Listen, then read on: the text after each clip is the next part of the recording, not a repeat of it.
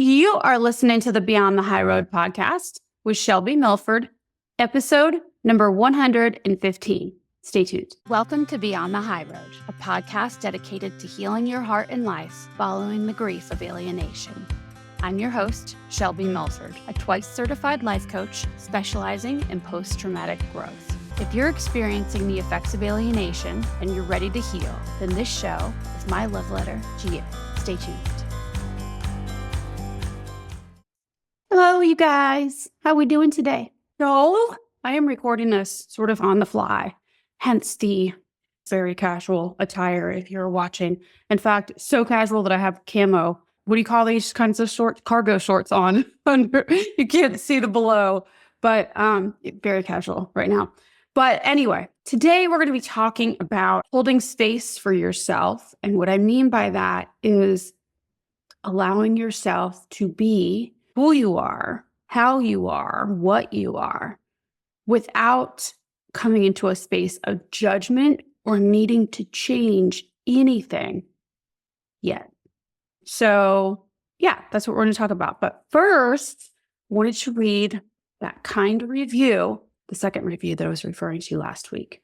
This is from Luke. It says, "From broken to thriving. I found Beyond the High Road after listening to close to 100 other podcasts on parental alienation. Nothing else came close to what Shelby brings to the table. Her story, her strength, and the way that she breaks things down make you stop and really think about yourself and your situation. I went from feeling absolutely crushed about losing my kids to realizing I could actually become someone better through all of this. Shelby doesn't just talk about the pain and the effects of alienation. She gives you the tools to thrive. She shows you what's possible when you do the work to rebuild yourself. Her insights into the human mind and heart are on a whole different level. She's been through so much, and yet she's so strong. Every episode leaves me in awe of her resilience and makes me want to grow into that same kind of strength. Honestly, I want to be like her when I grow up. If you're struggling with parental alienation or narcissistic abuse, or even if you're just trying to figure out how to move forward in life, this podcast will speak to you in ways you didn't know you needed. Shelby is a gift, and the Beyond the High Road deserves all the recognition it can get." This is such a, I have chills. Thank you. I wrote you a response email last week. I'm sure you got that, but just that made my day. It makes my day again to read it today. I thought about it last night, and you put a smile on my face, as all of your reviews do. But this is just so thoughtful, and I know it probably took some time to put all that into words. So I really appreciate you, Luke. So thank you. And yeah, there was something he said in here that actually ties into what we'll be talking about today. But a couple things, actually. But he said, "I went from feeling absolutely crushed about losing my kids to realizing I could actually become someone better through all this.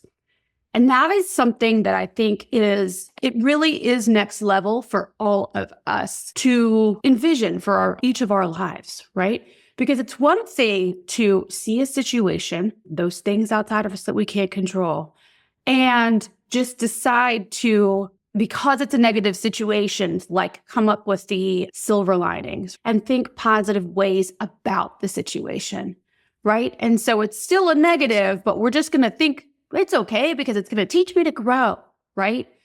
That's one way to go about it. And that's excellent. And it will change a lot of lives to take a negative situation and find the positive from it and move forward, right? And then it's a whole nother level to look at this negative situation and realize that maybe it's possible. The thought that's a negative situation is just that. It's only a thought. And that maybe, possibly, there are other ways to look at the situation so that it's not a negative situation at all. And I know that when we're talking about our situations of alienation, that seems crazy town, right? There are tweaks and ways to, not hacks, but ways for you to, and it's a personal, very subjective, ways to look at your situation and really focus on all of the positive. And focusing on that positive will really make you question the negativity that you once thought was there. So I do this now. And I'm sure you guys have heard me sort of stumble on my words in the past about what, like, if there was a genie in a bottle, came and granted me one wish, what would it be? And I'd always say, oh, well, if you asked me a million times over, I would just go back to how everything was and get my daughter back and never have any of this stuff happen. Right. But as soon as I say it, I always am like, is that true? Because if that were true, and of course, for my daughter's sake, but still, even that, like, who's to say that this isn't going to make her into the most amazing human in the world? And who knows who she's going to help or you just never know what's going to happen of this situation, right? Kind of like that old fable that I talked about with you guys with the farmer and his horse, right? Good luck, bad luck, hard to tell. So many times something blows up in our lives and we like instantly want to label it bad or good or wrong or right or difficult or easy or whatever it is. It's human nature to label something and just so that we can settle our minds, know what we need to do to move forward. But a lot of times those labels are what get us stuck in repeating all the events of our past over and over again. So what he said there is exactly that. It's one thing to just be able to say, this is an awful situation, but I'm going to make it better. And it's another whole thing to be like, okay, because of this thing, this tragedy of alienation has now shown me how I can grow as a person. So for that, it's a huge plus. I don't know if I ever want to give this back. The current version of me back. I was just thinking about this last night too. I wasn't even relating it to what I was going to be sharing today, but I was like, gosh, I was thinking about the past version of me back when my little one, when Scarlett was like 1.5, 2 years old, and we were first living, just her and I. I was thinking about how naive, I guess I was. Like, oh gosh, I would love to go back to that time and experience those happy moments again, because I still do have that idea in my mind that back then, there's a part of me that thinks back then was better, right? And that's something that I'm still coaching myself through. So there's this like idea that's kind of stuck in the emotional part of my brain, in the mom part of my brain, right? Which will always be there. But like that then was better because it was bliss and it was enjoying all those moments. And that part, I don't think that I'll ever want to change. But I was thinking about me back in that time too. And I was like, I don't know if I ever want to go back to that person that I was then.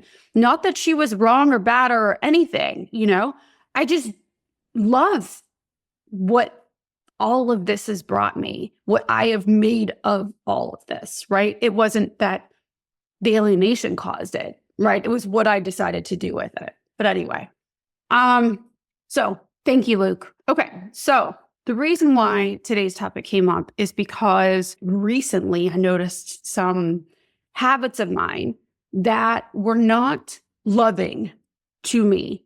From the outside looking in, it's so subtle that maybe many people wouldn't see it, but I notice it. And it's sort of like sneaky little things, and I'll explain. So I wear contacts. I've been wearing contacts my entire life. I can't see far away. And then, of course, now that I'm getting to be the upper 40s, I can't see close up as well with my contacts on either. But I have had this ongoing saga with my nearby eye doctor since I moved here, pretty much 6 months after I moved here, bought like a 3-year care program. And I have been on this 3-year saga of trying to find the contacts that actually work for my eyes now that I'm doing like the close up and far away, right? I had the right formula before when I left Texas, but this place, there's just a high turnover over there. Doctors have been in and out. And so I will get established with one doctor and they'll leave, and then I have to start the whole process over. And it's super frustrating, right? Well, the last doctor that I saw was efficient, you could tell, seemed like he knew what he was talking about, but also seemed really rushy. And in retrospect, looking back, kind of like he just wanted to get to the next person and didn't really care, right? But I'm not bitching. It is what it is. I get it. It's whatever.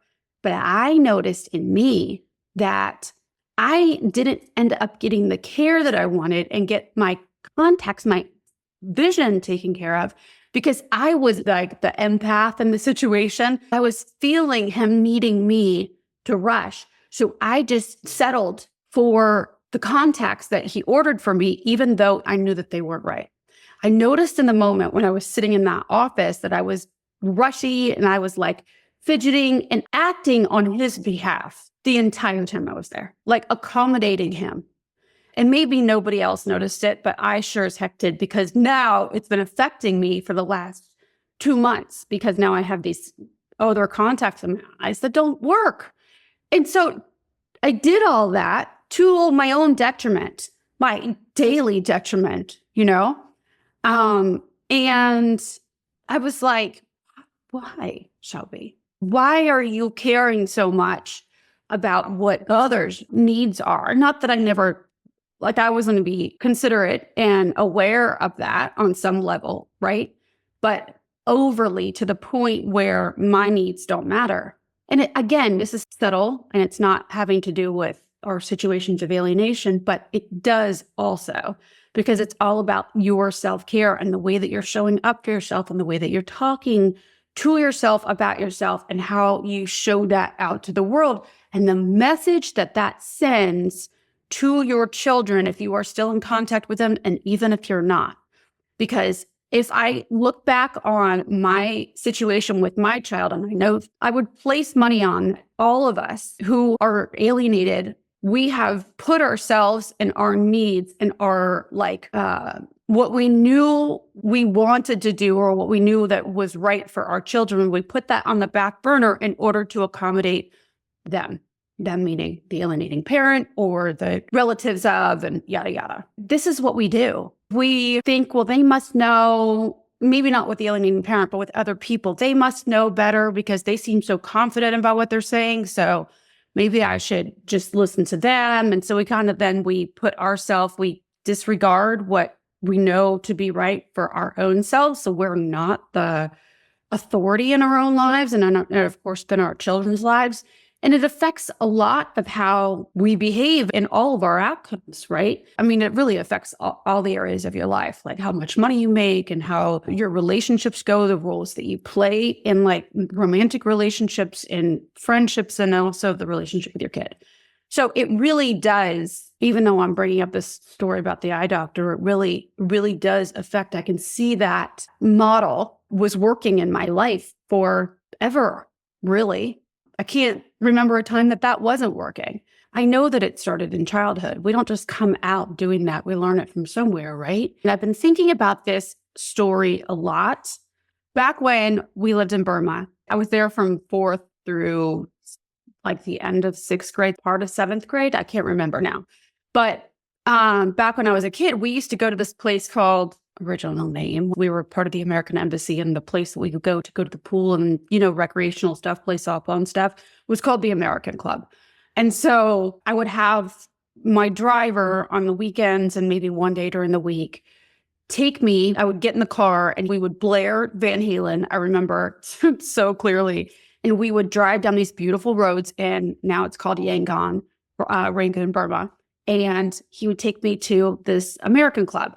And I would hang out with whoever was there, my friends. And my parents were usually busy doing whatever. I don't really have the recollection of what was happening there, but I just know what I did. And so I became friends with this man who also worked in the embassy and who would come to the American Club to eat his dinners, lunches, whatever. He was just this genuinely nice, kind man who I grew really attached to. Throughout the week, I remember looking forward to going and spending time with this man.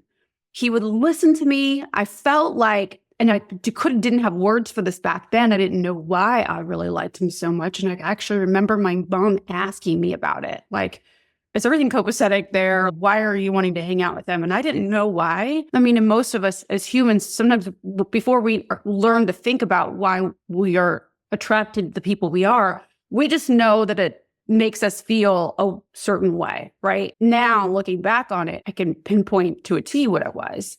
He was undistracted. And he didn't require me to be anybody other than who I was. He allowed me to be the kid that I was. I didn't need to show up or put any face on for him. I could just talk and I could just be. And it was almost intoxicating. It just was something that I was just so attracted to that energy, right? Like I just wanted to keep seeing him and spending time with him, almost like your favorite uncle or like your granddad, except for he was probably my dad's age. But anyway, so after some time, like I would always look forward to going and seeing him there at the American Club. And we would sit in this booth right by the pool and we would just, I don't know, there was nothing remarkable about our conversations. I can't remember any of that, really. I just know that how I loved to see him and I felt such a closeness to his energy and to who he was and how easygoing he was. And so one day he let me know that he was getting transferred back to the States. And I was devastated. I was in tears, like sobbing. Probably for many, it might have seemed disproportionate. It really hit me hard. In fact, even talking about it right now makes me emotional because it really affected me. And he had such an influence on me because he gave me such this amazing gift. He said to me before he left, he said, listen, it's okay. We can write letters. And so that's what we did. Back then, letters took 3 or 4 weeks to get to either place. It was a snail mail.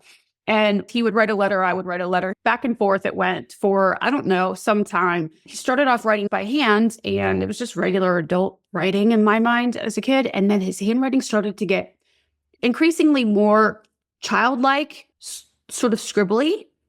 And I remember thinking that that's weird, right? I was perplexed by that. But then his scribbly writing turned into typewriter-typed letters to me. And once that happened, he wrote what a devoted man, right? He had no reason to do this, actually. I'm just thinking about this now, to devote such time and energy to this little girl that, he spent some time with around the pool back in this country. He doesn't live in it anymore. But soon after he started typing the letters just stopped coming. He was sick, and that's the reason why his letters became scribbly. And I believe he had, I think it was that he had MS. And so then finally, once the letters stopped, my dad let me know sometime afterwards that, yeah, he had actually passed. He passed away. And it was really my first experience with loss as a child. It was so hard for me to comprehend because what he gave me, and to be honest, you guys, I said that guy right now, I don't even remember his name. I don't remember his name. I'm sure if I were to call my mom or dad, one of them would maybe remember. But to me, it doesn't matter almost what his name is because especially in the last couple of years, I still feel his energy sometimes. He gave me such an amazing gift at such a young age. He accepted me for who I was, and he didn't need me to be anybody different than who I was. There was only one other person that had taught me that, and that was my favorite Aunt Donna. And from the time that I was born, she was not married or did not have kids. I think she was 17 when I was born. She devoted so much time and energy. In fact, my mom used to, when I was like 3 or 4 years old, would put a high ponytail in my head, pat me in the butt at the airport, and send me flying to go see my Aunt Donna down in Miami when we were living away. Donna was really influential in my life from the time that I was itty bitty. And I never really understood why I know my mom doesn't listen to these, but it would suck if she did. But I actually preferred my Aunt Donna on many occasions because this Donna gave me the same gift that this nameless man gave me. She didn't need me to be anybody I wasn't. She just loved me. I felt seen by this man, and I felt seen by my aunt. And I didn't have that with anybody else. My mom, I did feel like I needed to fulfill roles for her. In fact, literally, she would enter me in talent competitions. And even though I couldn't sing, she would put me up to doing the stuff that I didn't want to do. And she would get me all excited about going and doing it. But y'all, I can't carry a tune. And she knew that because she would make me practice with her. And then I'd go out on stage and I would make a complete ass of myself. It was awful. I mean, I know my mom didn't have any malicious intent, but I really always did feel like I needed to be playing a role for her. She would do that with like dressing me up with a leprechaun for St. Patty's Day. And I was the only one in the class in second grade that looked like a fucking leprechaun with green tights and a red wig and all the stuff as I walked into this brand new school that I had just started. I mean, crazy shit that she always put me up to. And I know she didn't mean any harm, but I also know that I rarely felt like I could be who I was, show up exactly as I was without expending the energy in order to be right in her eyes. And then with my brother, like the face that I had to put on about him, to him, for him, really, it was it was a lot of energy for a little kid to be expending, right? And that's why these two angels, living angels in my life, meant so much to me and still to this day means so much to me. My Aunt Donna's still alive, very much alive. We could have a disagreement or something go on in her life or my life or just, time goes by and we don't talk with each other as much as we once did. I feel seen by her. But at that very time too, whenever this man moved back to the States, that very same time, my Aunt Donna had just recently gotten married and I found out that she was pregnant with her first child. So I was already feeling like a little bit lost, right? There was not really an anchor. Donna was always sort of that, She just loved me for who I was and I was her first priority. And finding out that she was going to be having a kid, I knew that I wasn't going to be that anymore. And I remember writing a letter to her, drawing her a picture, and basically the picture was revolting against her being pregnant. But that was just my kid-like way to deal with it. Anyway, I was going through a tremendous amount of loss at that time. My whole point of all of this is not to put on my sad, horrible childhood, because it wasn't. My parents didn't abuse me per se. It's just that I didn't feel like I could be myself. And I know that I'm not alone on this one. And that's why I'm sharing it with you guys, I never had words for it until very recently. I never had words for it, and more words are still coming, But I know for a fact, going back to the beginning of this episode, that experience with my parents informed, I got the feeling and the confirmation from them that I wasn't enough how I was, that I needed to always put on a mask or a role in order to be accepted, and even to my own family, right? So of course, years later, I find myself sitting at the eyeglass place and I am accommodating the doctor who is at that point serving me, right? It makes sense why I would do that. If mom expected me to put all these hats on and dad was just fleeting. And then of course, with my brother, I had to accommodate his missteps, back from when I was younger. I kept that secret for him. And I guess for me, I didn't know what to do with that. And so of course, then I got that message early on, and it doesn't even occur to me today. It's such an old belief system that is in me that I sometimes don't even notice, Now, I've done so much work on the patterns as far as like how I think and feel about the false accusations and all of the way that my exes treated me and what have you. But when it comes to the oldest beliefs and where it all stems from, I'm still working on that. And I have a feeling that, you too, like that this is something that will be a work in progress for years to come. It's not something that just boom happens overnight, but because you already have the skill of knowing how to become aware and then hold space for yourself, like my Aunt Donna and this man who I can't remember his name did for me. They showed me, both of them, and continue to show me right through past experiences, that I am perfect the way that I am.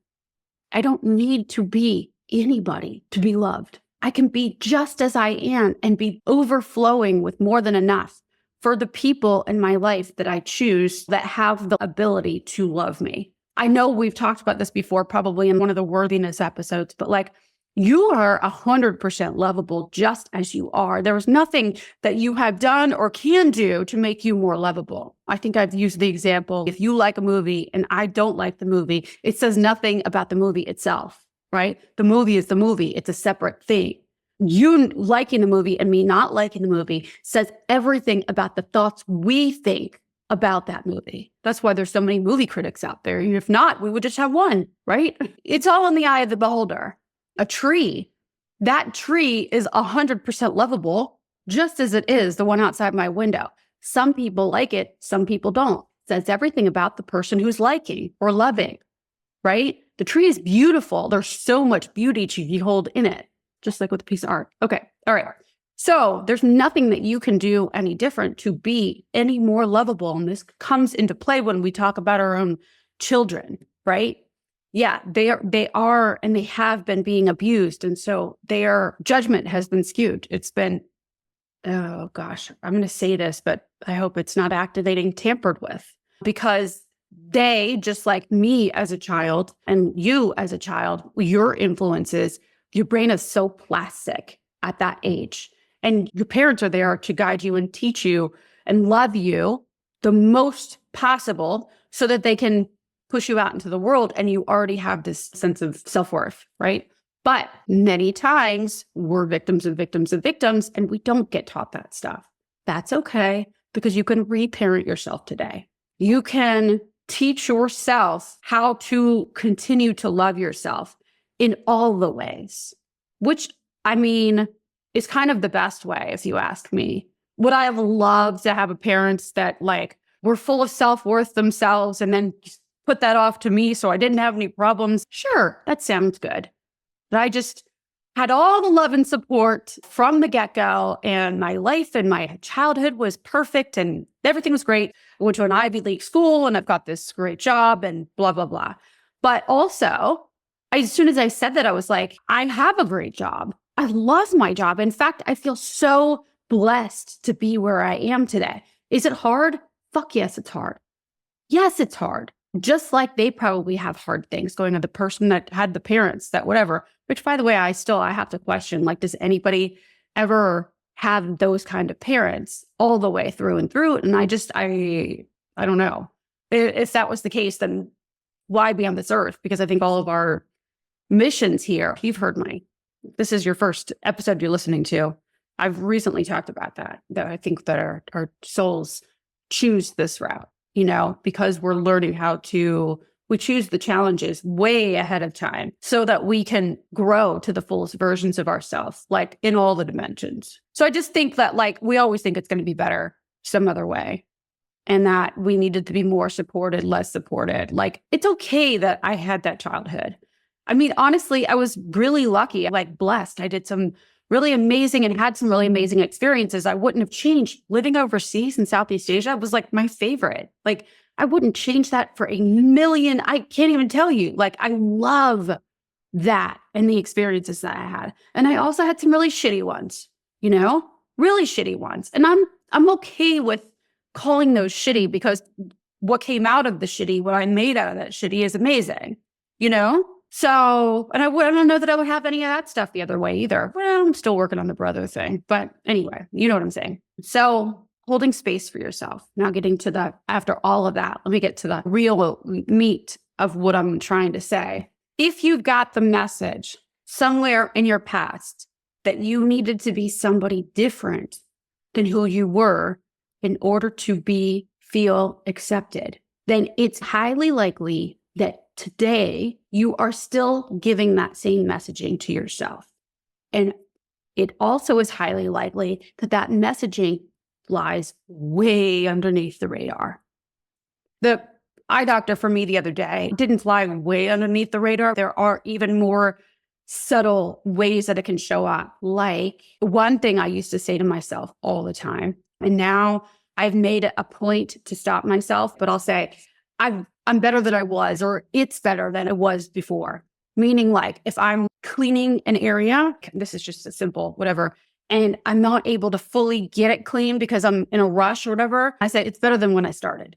I really dislike saying that, because It's suggesting that it wasn't good to begin with and that something has to be improved. And I know when we're talking about the cleanliness of an area, it seems like not a big deal. But when we're talking about the jobs that we're doing in our world, about the way that we're approaching life, and if we're telling ourselves that we need to get better at something, get better at making money, get better at communicating, get better at acceptance, right? Accepting what's going on, then you're sending yourself that message that you're not already enough.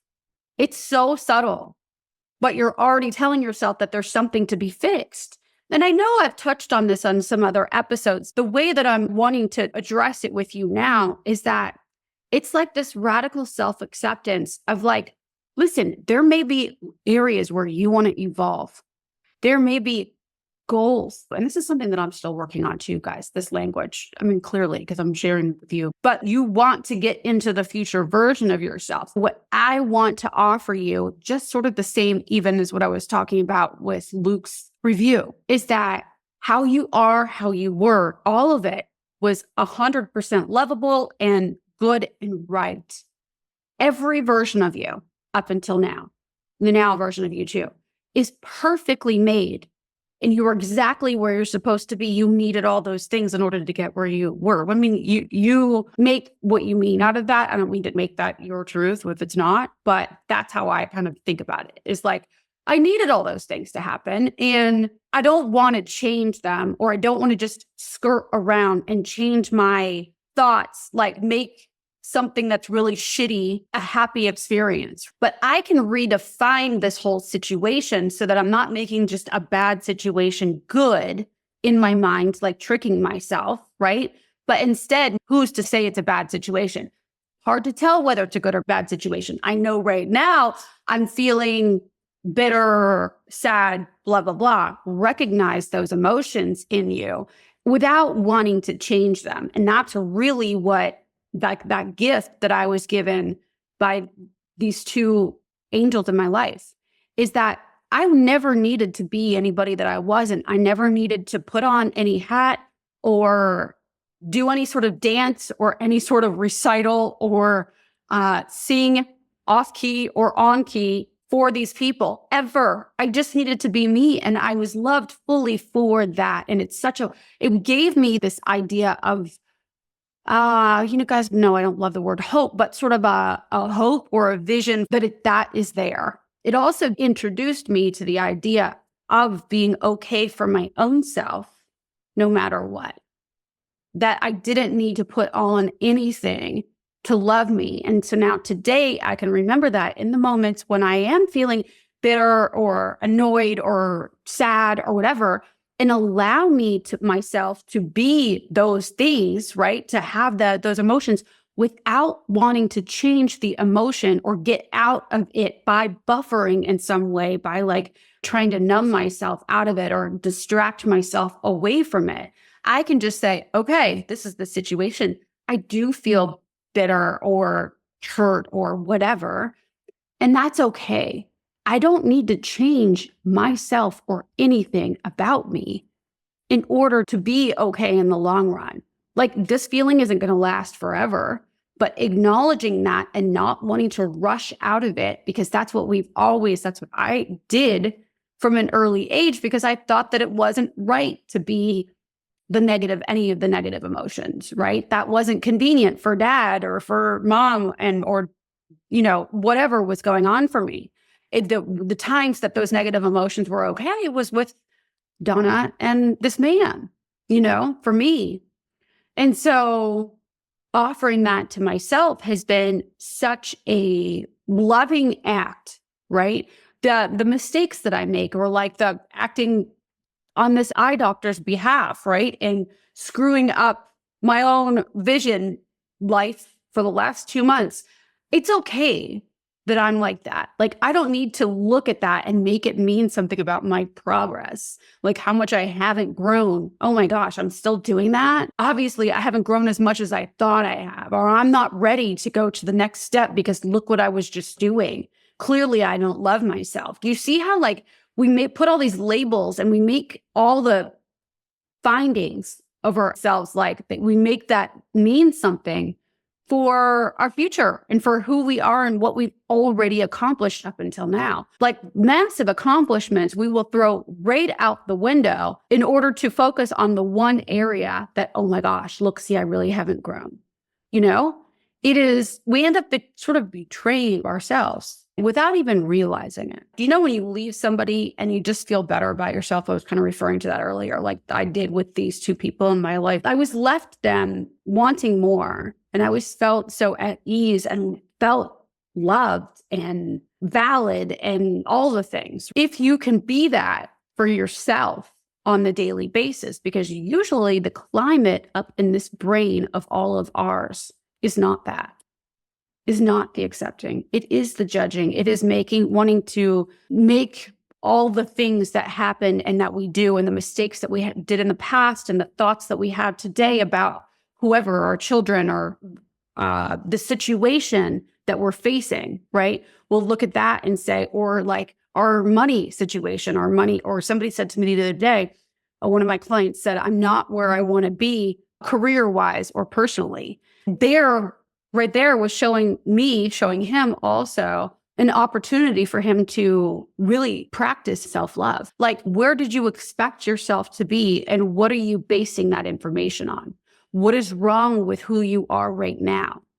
And what is it about right now that you're going to use to get you to the next version eventually? But really yes, I want you to get to that, evolve to the next version. But today I really want to help you to focus on or see that whoever you are today and whoever you have been is okay.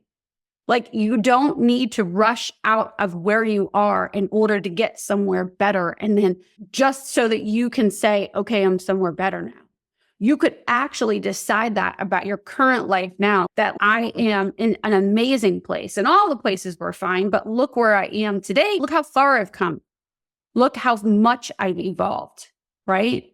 Not like it's such a subtle difference. And I know I was just talking about like how I said, it's better than it was, right? And I don't like saying it. It's because it's saying that what it wasn't enough.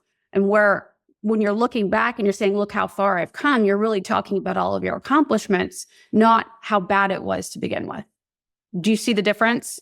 Like, when we want to sometimes give ourselves credit, like when we're feeling icky about our situations, we want to get out of feeling icky. So we're like, okay, let's hurry up and find all the good things that we've done so that at least we can give ourselves a pat on the back and get like a little check. We want to get the quick wins. We want to look at, well, at least I'm not there anymore. At least I am in a better house or I have a better car. So that tells me I'm on the right track, right? And again, I think it's very important. It's very helpful for you to keep evolving, to look at where you've come and where you want to go. And are you on your track? Like, are you completing the things that you said you wanted to complete on the deadlines? But when you're looking at it from a deficit, like, well, at least I've done this. At least now I'm a better person than where I started, or I'm a better whatever than when I started. It's suggesting that you were worse before, but maybe that was just all of you, all of the wholeness of you throughout this whole time period. Like, none of them are better or worse, more worthy or less. It's all just your evolution of the most perfect being, because we are all that, And so that's what I want to offer you today, is just being able to hold space for yourself. And what that means is to whatever situation that you're in. Like, I was taught this in my second coaching school, the life-changing school, is in order to hold space for somebody else, I needed to make sure that I coached myself before the session about my own thoughts and my own life, so that when I'm coming to the coaching session, this is going to make sense for you guys in a minute, I am free and clear of judgments on my own self and judgments on them or whatever they do bring to the table. And sometimes that means that I need to, not as often anymore, but like I coach myself while I'm coaching them in the session to make sure that I'm keeping my opinions separate from the work that we're doing, because my job in holding space for whoever my client is at the time is to show them their thoughts from a clear, non-biased place. not to change them, not to add my opinions in about what I think that they should do. And this is how you solve this. And this is what you do with you. This is how you, none of that. It's so that from a non-bias, I can show them all of their thoughts and help them to decide what they want to do with it. None of their thoughts, none of their feelings, none of their results are wrong or bad, right? Like, and I know you've heard me say this many times over. Nothing that you think or do or have done is bad or wrong or anything. It just is. And that's really what holding space is for another person, right? Is being able to help them to pull through the yarn and see what's going on. Be that unbiased mediator for the bird's nest of thoughts that we all have inside our brains, right? What I'm asking you to do is the same thing for yourself. So all the things that you think, all the results that you've created in the past, all of the results that you will create in the future, everything that's happened, your feelings, all of the emotions that you felt, none of it is bad. And none of it needs to be changed now. None of it. Even, especially the circumstances of your life. Holding space is really just allowing for all of it and really loving yourself through all of it. Learning about who you are and where you want to go. And that's always evolving, as you know, coming at it from a sense of fascination, not needing to change. Like the people that I felt the most love from, those two people in my early life, I never needed to change a thing. I was fine, beautiful, more than enough, just as I was. There was no emotion or thing or whatever that I did that was inconvenient or wrong in their eyes. That is true, pure love, right? There's nothing that needs to be condemned or condoned for that matter, or punished or anything. It's just, I am, it is, and it's enough. And so if you can show yourself, like to me, that's my goal, is to be able to continually show myself that same love, accepting all of it, even the messiness of this situation of alienation. I'm not saying, well, I mean, yeah, it would be good for you to get to the place where you can not need to change anything that's going on for you right now, even though you have goals to advocate for your kid. Like wanting to get out of where you are right now is only going to cause you to act in fear or striving. And so instead, accepting it all for what it is so that you can think clearly and then develop a plan. But the same thing with you personally, like the steps that you're going to take and how you're going to get there, loving yourself through it, as opposed to coming at it like by badgering or bullying, or you need to change, or you need to be like this, you need to show up this way, or you need to, put on a leprechaun outfit or whatever it is for you, like you need to be this other person in order to be okay for you, is not going to be okay for you long term. You know what I'm saying? So like, who are those people, if you had them in your life? When are the times in your life that you can think that you really felt like it was okay to be everything that you were, all of you, and that you still wanted to be? No, because as soon as I said that, I thought I had also like relationships where I felt like I was totally fine to be me, but almost to the other side of things where that was almost a bad influence on me, because those people didn't expect anything big from me. They actually wanted me to stay the same and not excel at things, because I'm assuming it's because that would cause them to feel uncomfortable and they want it to remain the same and stay in their survival system, right? So not that. I mean, those people that were truly accepting and loving and encouraging in everything that I wanted to be and everything that I was already. So how can you embody that for yourself? How can you be your own living angel? Like a radical acceptance for who you are, who you've been, what you've done, the results you've created for yourself, and the results that are currently in your life. And that was a hard one for me back. I mean, sometimes it can still be a hard one for me, but like, especially when I was scrounging, like literally counting pennies to put gas in my tank or to feed my belly, living in a place I didn't want to live with a man that was abusive and all the things. Like, it was very difficult for me in those times to love what was. It seemed so out of my reach, out of this world.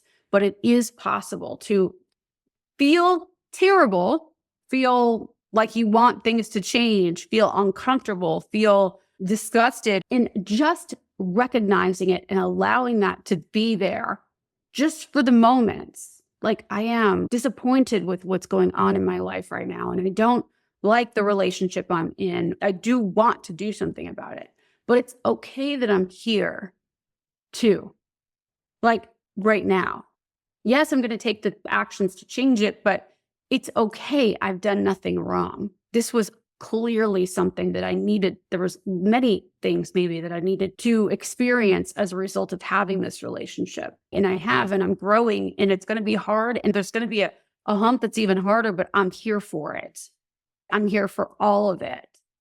Instead of wanting to run away from your current reality, being in that radical acceptance and really brutal honesty with yourself, but brutal, loving honesty, radical, brutal, loving honesty, you know? And knowing that you're going to be okay no matter what, but that loving yourself through it and making a pact with yourself to keep your eyes open, like for not only the opportunity, but keep your eyes open for the duration, is such a loving thing to do for yourself. The internal environment that you're creating for yourself, maybe do an assessment, is how do I feel on the inside day to day? And, sometimes I do this like throughout my day. Like, how am I feeling? I do this a lot, actually. How am I feeling right now? The other day, it was really ornery, and it happened quick too. I mean, I went from 0 to 60, like in a snap. I was able to identify the thought. I had to go back. At first, I was like, I don't know. I just am. I'm just pissed at everything. Blah, blah, blah, right? We're quick to just want to dismiss and move forward and blame it on all the circumstances of our life. That's because those people didn't call me back, or that didn't blah, blah, blah. It's because my bank account. Quick to say that it's because of those things outside. But I promise you, it never is. It never is. It's usually it always is because of a thought, a story that you have about whatever's going on there. And once you're able to be patient with yourself and kind enough to yourself to see that story, allow that story just to be, and you're not bad or wrong for that, having that story, just see what it's creating for you. We're so quick to rush out of the uncomfortability because there is better, but it's not. I promise you. You may have opportunities there or whatever, and I want you to, of course, keep growing and evolving yourself, but where you are is enough. You are enough, exactly where you are. This version of you and the past version of you has set you up to get to the next version of you. So keep setting your future you up. I guess what I'm saying is like, yes, we're always going to want to, I always want to evolve, but it's an and. It's not like I need to be better, right? I need to get there because that'll say more about what I've done and who I am as a person and what I've overcome, right? Like, I need to get there so that's the statement. It's an and. It's like, I want to get there because that's what I've decided, and that's what's going to make me feel proud for accomplishing it, right? But also, here is not bad. I am not less than, nor is the past version of me or the one before that, or the one that was the naive mother of a 2-year-old who made some mistakes. She was a beautiful, whole, perfect person, being just as she was, and mother, just as she was back then. And whatever mistakes or moves that she made back then, she did those things thinking it was the best, most protective thing, given the information that she had at the time, right? But there's no better or worse. I'm not better now than I was. My life isn't superior now to what it was before. It's different because I've taken the steps I've taken, right? But so who you are now is perfect. And I'm also looking to continue to evolve, right? It's an and. It's not a but. It's not a or, So anyway, all right. That's all I got for you guys. I hope you have a lovely, lovely week, and I will talk to you next time, folks. Bye. Thanks so much for listening today. If you like what you're hearing and you'd like to hear more, please make sure to click subscribe wherever you're listening or watching. Also, for bite-sized clips and tips, be sure to find me on TikTok or Instagram. See you next week.